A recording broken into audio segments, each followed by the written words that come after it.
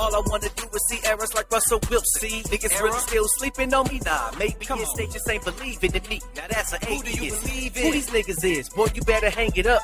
Where you from? You niggas don't even bang it up. Twist the fingers up all on Twitter, holding them bangers up. Like the gang is up, boy, you niggas, you not the same as us. Can't fuck with I can't wait to meet them face to face. I got them running, hustle harder than a nigga on a paper chase. You can't fight me. Shout out to True 400. That's that True 400 internet gangsters. Yes, sir. Yes, sir. Feel me? That's that True 400 internet gangsters right there. So if y'all ain't heard that, you feel me? Y'all go bump that True 400. You feel me? My nigga got some shit out. Got some more shit on the way. I can't give y'all a date because I ain't got it and I own the label. That's crazy. But my nigga got some shit coming. You feel me? So until then, you feel me? Drunk Chronicles. You know, my nigga got some shit. Features, versus, freestyles, challenges. You feel me? My nigga got some shit. So y'all niggas go tap in with that. But anyway, Bars Central, we back. We are back once again. Y'all already know how we do it. It's your boy Marcus J. My nigga True 400. True, what you got for the people today? Because 9 times out of 10, you be on bullshit. Come on, man, relax. First of all, I want to say Black History Month to all my melanated people out there. And let me just get a little Black History. I think we was doing this last year, right? Giving Black History facts and shit, right? Yeah. Hey, do me a favor before you start. Hey, turn your mic up for me real quick. I don't know if the people going to hear you low. I'm hearing you kind of low right now, so just double check that. A little bit more. Like slightly. Now? Yeah, we good. We good. All right. All right, so Dr. Carter G. Woodson, known as the father of Black history, started the first Negro History Week in 1926 to ensure students will learn Black history. It grew into Black History Month starting in 1976. So just a little Black history fact I want to share with the people, because I know y'all niggas don't do no research, but I do it for you. That's facts. What they say, the best way to hide knowledge from niggas is to do what? Put it in a book. Hey, and I tell myself all the time, the best way to give niggas knowledge is to do what? Put it in a song. That's facts. Because a nigga gonna listen to a song before a nigga read a book. That's facts. That's facts. Rap-a-looyah. Boom. Hey, man, so look, real quick. It's been a little frenzy going on. You feel me? Recently, shout out to my baby Lotto for her fine ass. Whoa. Hey, we done. Hey, cut. Hey. Nah, you don't get to do that. How I your don't? girl is Lizzo. Stick with Lizzo. Stop it. All right. Lizzo's beautiful. Lizzo's sister. Lizzo's beautiful. But Lotto, she's beautiful. She what? She's beautiful. But Lotto is for me. That's for me. But anyway, you know what I'm saying? She had a little interview, you know what I'm saying? Recently, it got the whole world in a little frenzy. You feel me? I've been seeing it all over the little social media machines. She was talking about how her man pays all the bills. Okay. Right. So it's been, you know, that classic cliche argument. Should a nigga pay all the bills? Should a nigga not pay all the bills?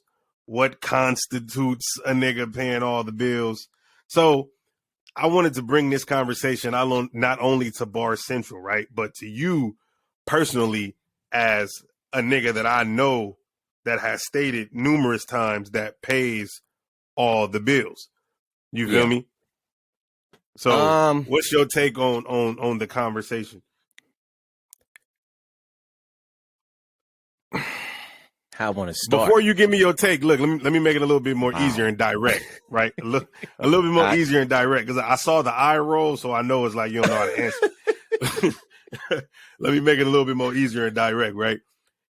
Is that something that was, you know, discussed for you to do in your household? Was it something that you always wanted to do? Were you raised to do this? Is this a tradition, a belief? Did you just wake up one day and said, I want to do this?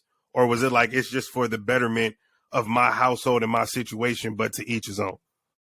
All right. So I'm going to say no, and no to all those questions. Whenever, basically, I turned my girl into a stay-at-home mom. So if you're going to stay at home, This is what I expect, and I'll take care of everything else. That's my way of thinking. If you're not going to work, I'm fine with you not working. I prefer you to not work because I don't really want you out there in the world. You know how niggas be doing these bitches on the job. Come on now. But anyway, so if you're not going to work, I'm fine with that. I'll take care of the bills. I'll take care of the bills. All I say, look, I got the 3 C's. Cook, clean, coochie. That's my shit right there. If you can do those 3, I ain't got a problem. Now, Lotto, hey, baby. Bitch, I can pay all the bills. Again. I pay all the bills. Okay, you can rap and coochie. That's all I recommend. That's all I'm asking for. Rap and coochie. That's all you got to do. Just rap. Give up the coochie. I cook. I clean. You know what I mean? I do whatever I got to do. You know what I'm saying? You know, stay black. You know, stay black, Lotto. Stay black. You know what I'm saying? Anything lighter than me is too light. I ain't throwing shots for nothing. I'm just saying. What my nigga Kendrick say? Niggas will lose their mind for it, wine for it, dine for it, pussy. I ain't heard that song. Kendrick be bullshitting though. Oh, you have? Nah, that nigga be bullshitting. But yeah, so once again, back to the original question: is that what made you want to turn your lady into a stay-at-home mom? Well, first of all, I didn't want to make her. It just happened that way. Well, you said I turned my girl into a stay-at-home mom. Yeah. So when you say it like that, so that's what I'm saying. When you say it like that, then it sounds like it was your preference for you to be like, I'm going to pay all the bills and I want you at home doing the 3 C's. No. It didn't. It just happened that way. After she got pregnant the second time, she didn't want to work when she pregnant because she get real sick and start throwing up randomly. So she just decided to stay home and yeah. But and it was just like, all right, well, if you're going to stay home, that's fine. I'll take care of the bills. And it's just been that way. I'm going to say, if you got a woman that wants to work and all that shit, don't let her think that she an independent woman. Okay. That's all I'm going to say. Like, yes, you don't need me. I don't. Okay. So you could be an independent man. You could be an independent woman. I don't need you. You don't need me. Right. I just need you to want me. I need me to want you.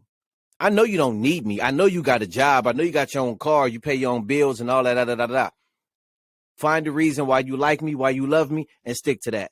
Don't start thinking that, oh, I'm independent. I can do this on my own. I can do bad by myself. Or woo. Okay, that's fine. So can I. But we here together, so let's make this shit work together. Yeah, you could be independent. Okay, cool. But this,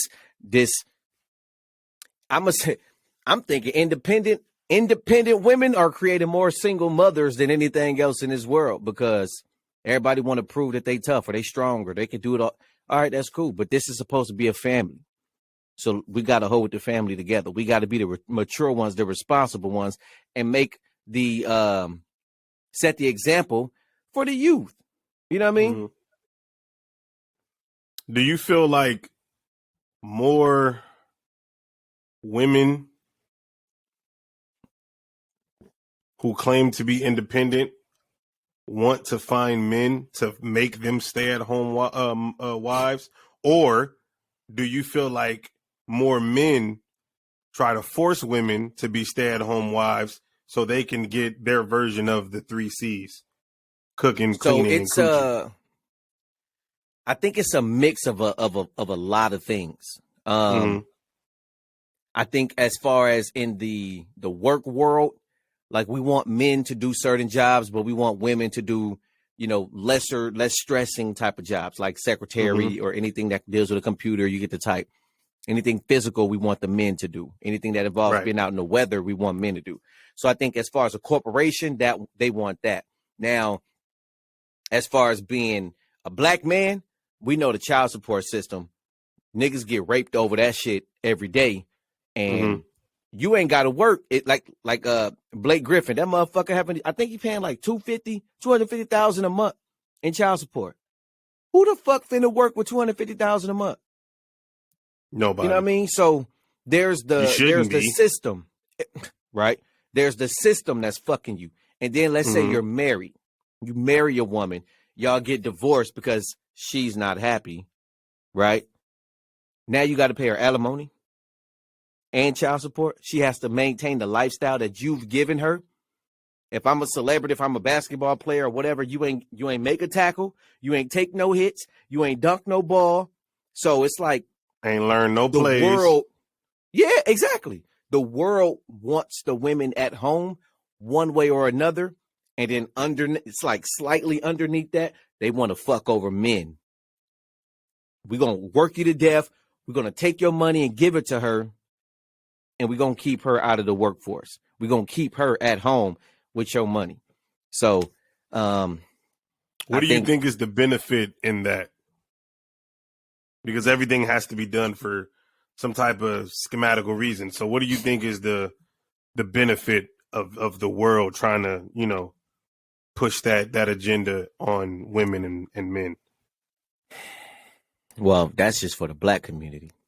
Because you don't see too many. I'm not saying white people don't get divorced, but the rate of divorce for white people and the alimony, child support, and all that, it's a lot lower than in the black community or even the Hispanic community, because they'll stay together, you know, through anything for the most part.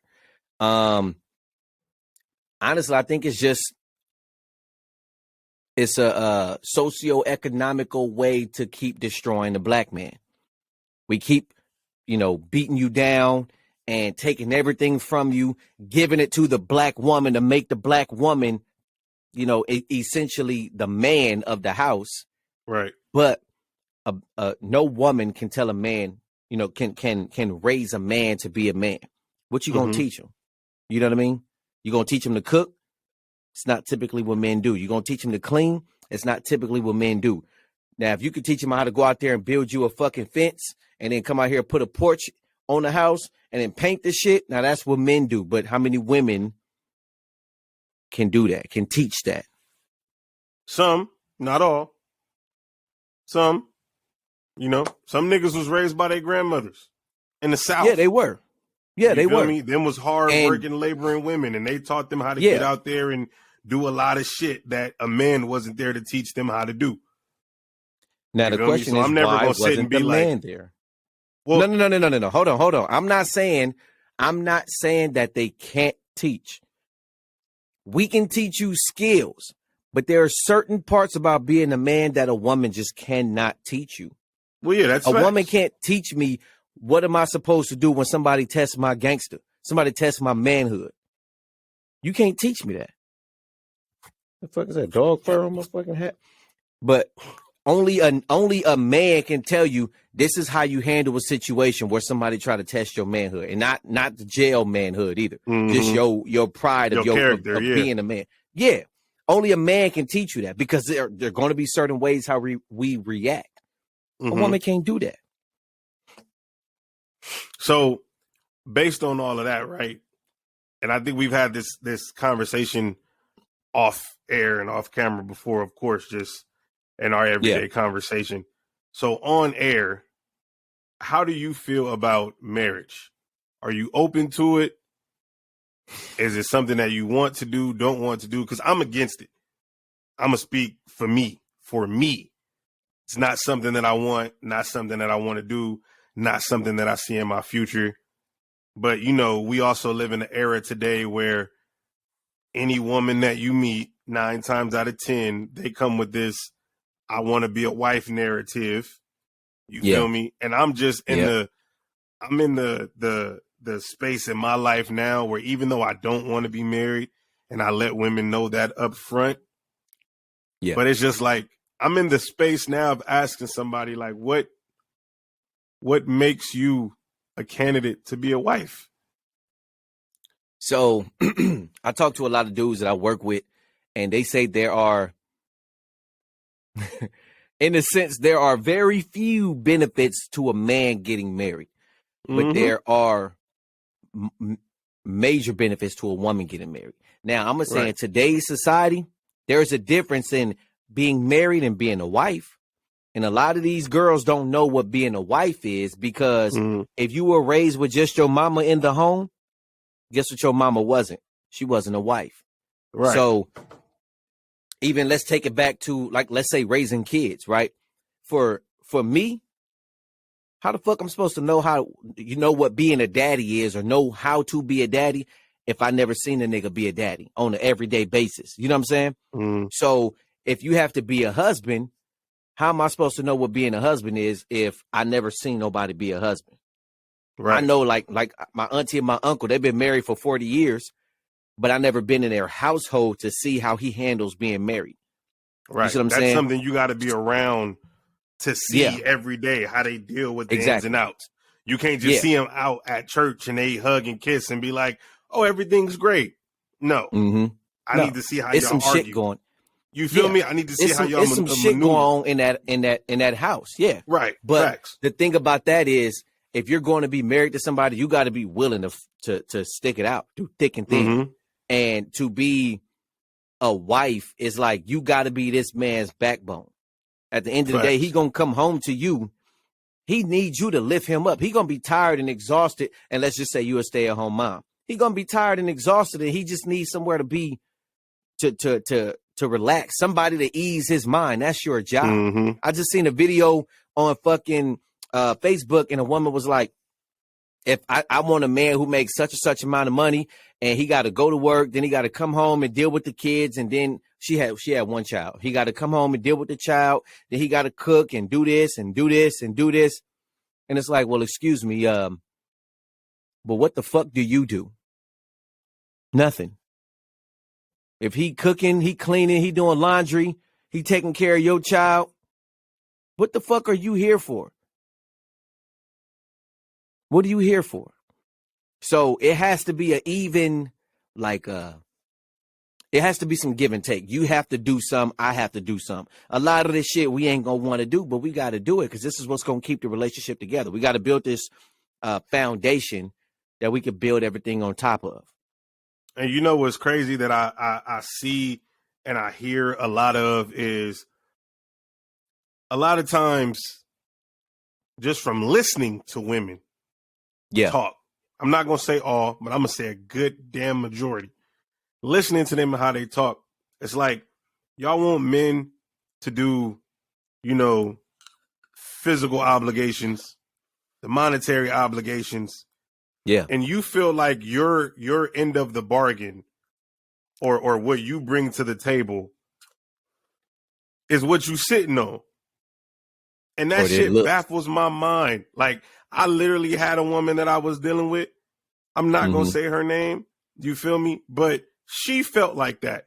And it was just funny that you was naming, oh, you need me to do this and this and this and this and that and that. And then it was like, okay, but what do you bring to this table for me? Oh, I'm giving up pussy. That's it? Excuse me? That's it right there. So this is what I'm saying. Or not what I'm saying. This is how I see it.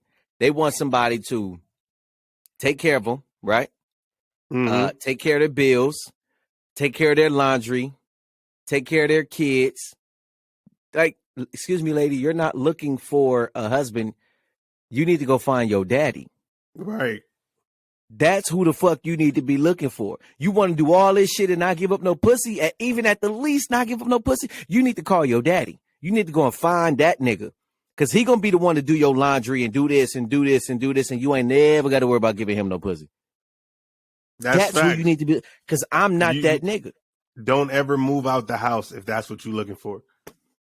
If you, not bringing nothing to the table physically, emotionally, monetarily, you're not bringing nothing to the table, and you still trying to hold out on a nigga at the end of the day, yeah, your daddy is the perfect nigga for you because he's not going to require sex from you. And he's not going to ask for no money back. He's not going to ask for you to do shit for him. The most you're going to have to do for your daddy is cook him something. Unless your mama's still around. And if she's still around, you ain't got to worry about that. Not a damn thing. So just don't ever move out. Like they want to be trophy wives. But if you're not even cute enough, you're not a championship trophy. Bitch, you an 8th place trophy.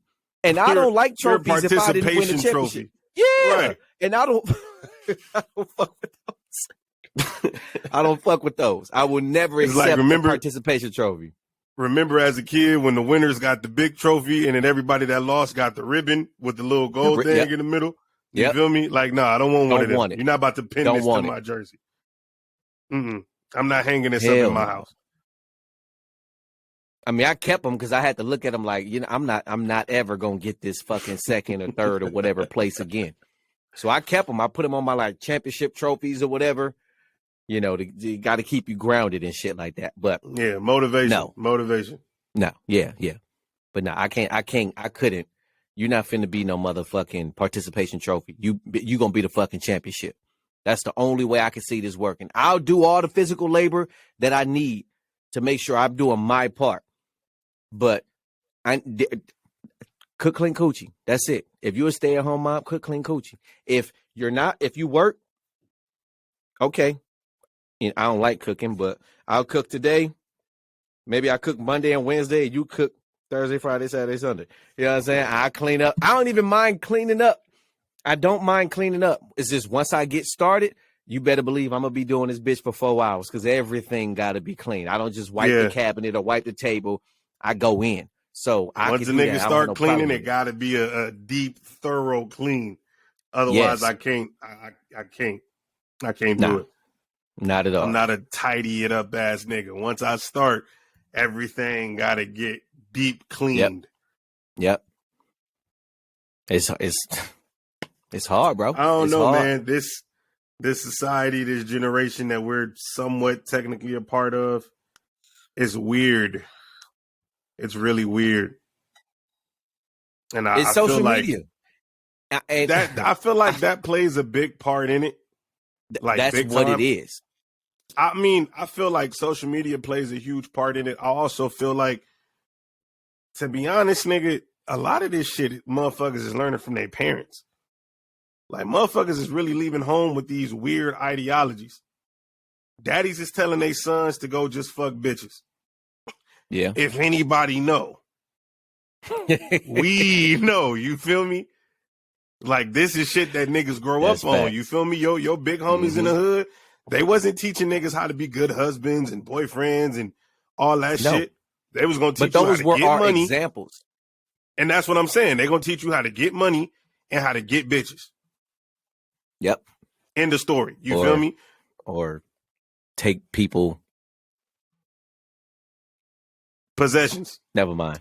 Yeah. You know what I'm saying? Like, allegedly. They're not going to teach you nothing that's really going to be beneficial for you in the long run. No. When you grow up and you mature and you think back like, damn, I learned all this bullshit from looking up to these bum ass niggas. That's what I be trying to tell mine. It's like I never learned the stuff that I'm trying to do now.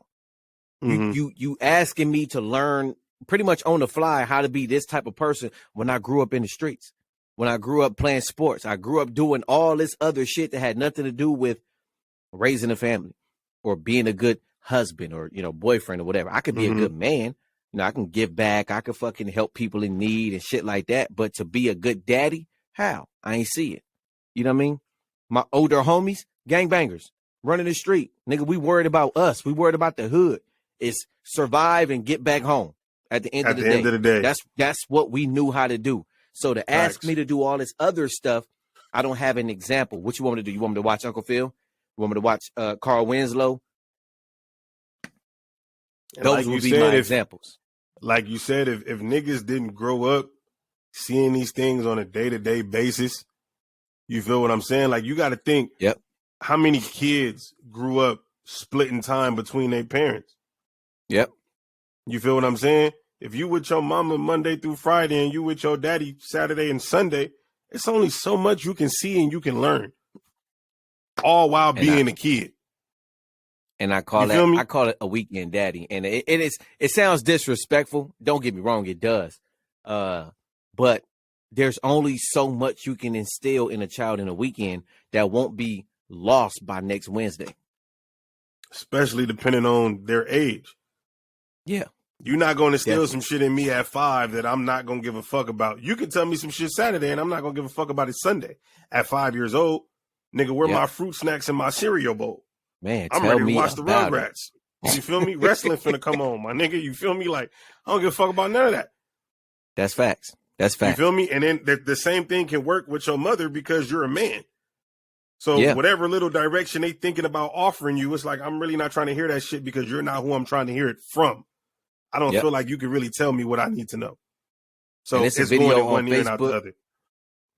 It's a video on Facebook where a lady, she's like, there's in our culture at a certain age, the men come back and take the boys away because, you know, as a mother, you can only teach them so much. By the time you 13, you've learned everything you should have learned from your mama.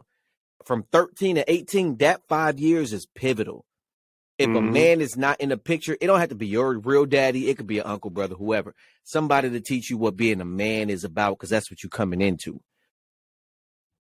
She said that a woman can break down a child or break down a son worse than any other person on the planet can, because she can say things to that child. You know what I mean? Because you've seen him grow up. You know his strengths, his weaknesses, what, you know, embarrasses him or whatever. Mhm. So she was like, this is why the men come and take them, because the mother, we are destroying our own sons. And I was like, damn. And I had to stop and think. Not saying Yvette ain't do a good job, but she look crazy. She look crazy. But yeah, that's at 13. That's when shit started. Well, I'm going to say, yeah, 13 to change. And then I went to live with him or whatever. But 13, shit started to change. I needed a Mhm. man in my life who could direct me and tell me, this is not how we act. This is what we do in public. This is how we talk to people older than us. This is how we address certain situations. This is how we come up and we talking to women. And I always try to treat women with respect, but apparently they don't like that. Makes no sense. Hey man, we've been hearing nice guys finish last our whole life and just thought it was a saying until you really get older and you really out here and then you realize, like, no, whoever said that shit, they was telling the God honest truth. Yeah. The God Unless honest truth. you clapping them cheeks, then it's okay. You feel me? You feel me? You know, it's crazy. I was listening to Father Time earlier today. Well, yesterday now, my Yeah. time, Mhm. by Kendrick. And I mean, when the song first came out on the album, I heard it hit immediately. You know what I'm saying? But you know how, like, Mhm. you'll hear some shit over the course of some time, and every time you hear it, it's certain artists that every Yeah. time you hear it, something just resonate a little bit different and a little bit different. Mhm. You feel me? It's like I Mhm. know the whole words to this song forward and backwards. But this time I heard it 7 months later. Damn, that shit hit a little bit harder today. It's the same line I've been hearing for 7 months. But it finally hit. clicks. You feel me? And I'm listening to the shit, and it was just That's crazy. really how Like, with Truthful Honey music do. never heard it. It's crazy because, like, out of all the shit that we was talking about, like, for him to, I felt like that song was really pivotal for him to break down. Like, yeah, I had a good relationship with my father. You know what Kendrick is saying, but he was like, nigga, the things that you told me, I realized that some helped me and some fucked me up. Yeah. And you didn't even realize that you're fucking me up. Yeah. Because I grow up with these mentalities and ideologies of shit that you implanted in me. Mhm. You feel me? And as a grown man, I have to work 10 times harder to break myself and reverse the negative shit that you taught to me as a kid. Yeah. Growing up, following, trying to be like you, listening to you, following your words and your footsteps. What little I could see. You Mhm. feel what I'm saying? Because most niggas ain't grow up with no stay-at-home dads. No, hell no. You feel me? I literally So can't that's why name one. You feel me? So that's why I said what little you can see. Because where we come from, whether your daddy was in the house every day or not, you don't see this nigga every hour of the day. You Nope. feel me? By the time that nigga come home, it's time for, you know what I'm saying? I'm going to make sure you niggas is fed in the bed, and I'm going to see you niggas probably tomorrow. Yeah. So I find myself growing up, I'm going to say it this way. Growing up a hood nigga, right? I know that there is a world that hates you just because you look like this. Right. You know what I mean? And my kids, we don't grow up. I mean, we close, but we ain't close. Nowhere close to Compton. So I'm trying to raise my kids and give them that guard from a place that I know that they will never experience. You see what I'm saying? But at the same time, even though gang culture might not be big in the city that I live in, police are still out here. Right. You know what I mean? White people are still out here. Hispanics from LA are still out here. So I might not have to prepare you for gang culture, but I still have to prepare you for and of course there are still women. So I still have to protect you or teach you how to protect yourself from all of this shit that is a threat to you that I don't want you to be hurt by, because I've already been hurt. You know what I mean? So it's that part of a father. Like, I don't know no other way but to be hard on you, to tell you there is some dangerous shit out here. How else are you supposed to, how am I keep you away from it? How else can I prepare you for it? And I don't want you to go through it and then you looking at me like, nigga, why the fuck you ain't tell me this was gonna happen? Now I'm a flash. So it's a hard lesson to teach. It's a hard lesson to learn, but I gotta prep you for it by being harder on you now. So when you get to that stage in life, because, you know, Trey is 9, he'll be 10 this year. By 10, we was playing hide and go get it. You know what I mean? So, facts for a little stank. Even though I was still shooting blank. Shout out Ice Cube. Yeah, that's facts. But it's coming to that time where he gonna, you know, they're gonna start having school dances. You know what I'm saying? He gonna need a Valentine. It's gonna be some little girl trying to come to my house. My nigga life. Yeah. And how else can I prepare you for it unless I'm being hard on you now?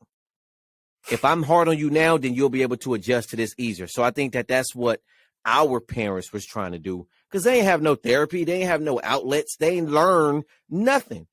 And that's one thing that I oftentimes try to remind myself. Like, when I look at my parents, I'd be like, yeah, y'all did some things right and y'all did some things fucked up. Yeah. You feel what I'm saying? But, yeah, you know, I realized y'all niggas had me at 26. No, well, I'm 27. I'm 27. Y'all niggas had me at 26. You feel me? So what I'm saying is, the mind of a motherfucker in their early mid 20s, I know what you on. You feel me? Because I know what niggas is on in my time. Shit ain't changed. Yeah. I know niggas want to live their life and have fun, and you're at 26, even with children, you're not looking at, I need to be a stay-at-home parent and be grounded every day of my life now to raise my kids. Yeah. No, in your mind is, I'm going to do what I do, and then I'm going to still try to find some time for myself, or to go kick it, or to go hang out, whatever. You feel me? So that's why I always try to remind myself, like, them niggas was 26. They was bound to fuck up with me. Well, so let me give you a little bit of, like, a little bridge to help you get across that. So I had Trey at 21, right? My birthday in May. He's born in July.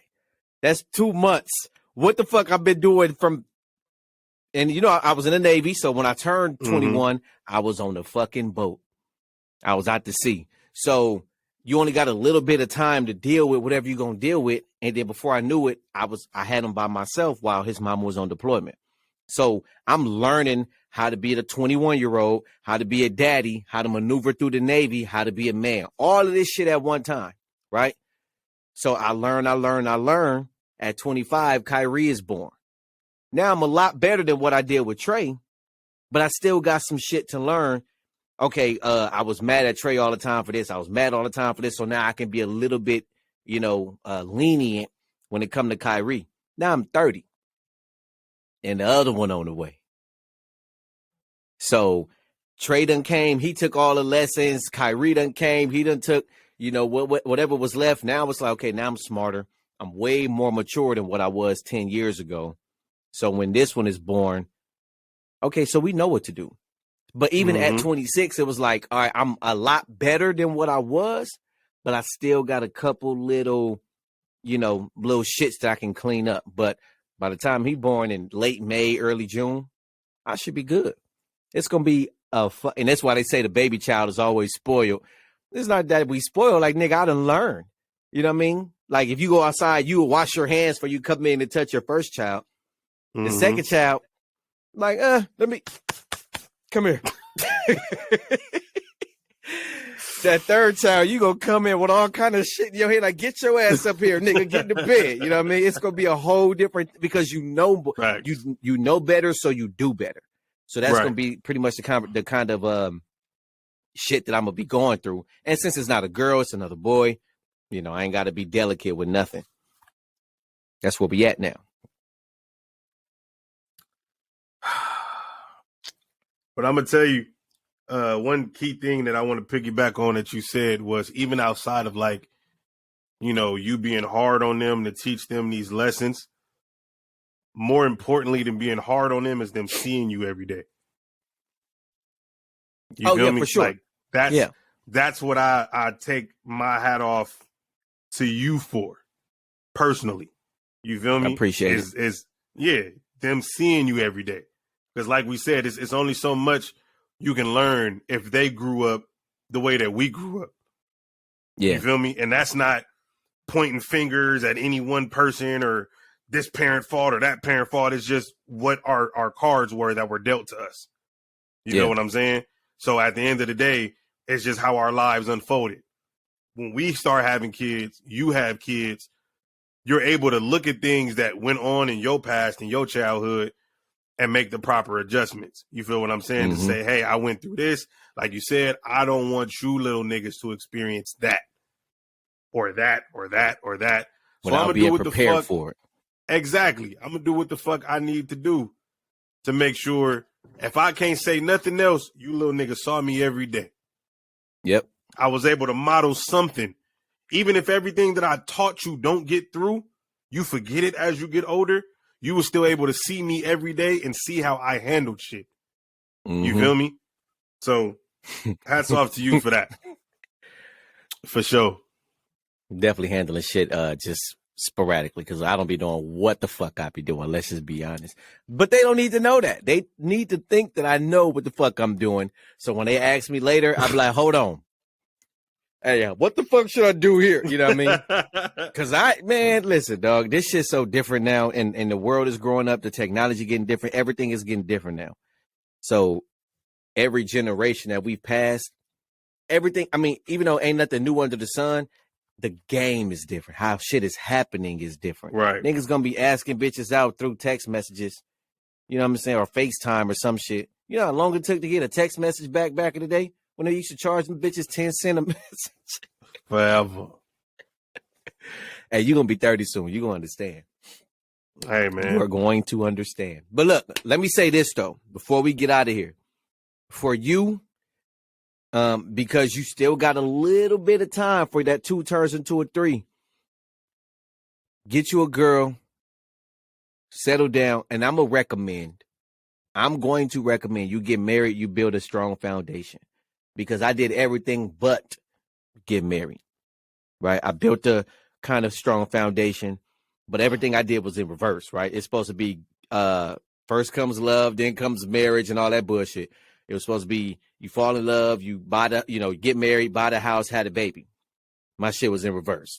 Had the babies, bought the house, tried to fall in love, and maybe we'll get married. Maybe not.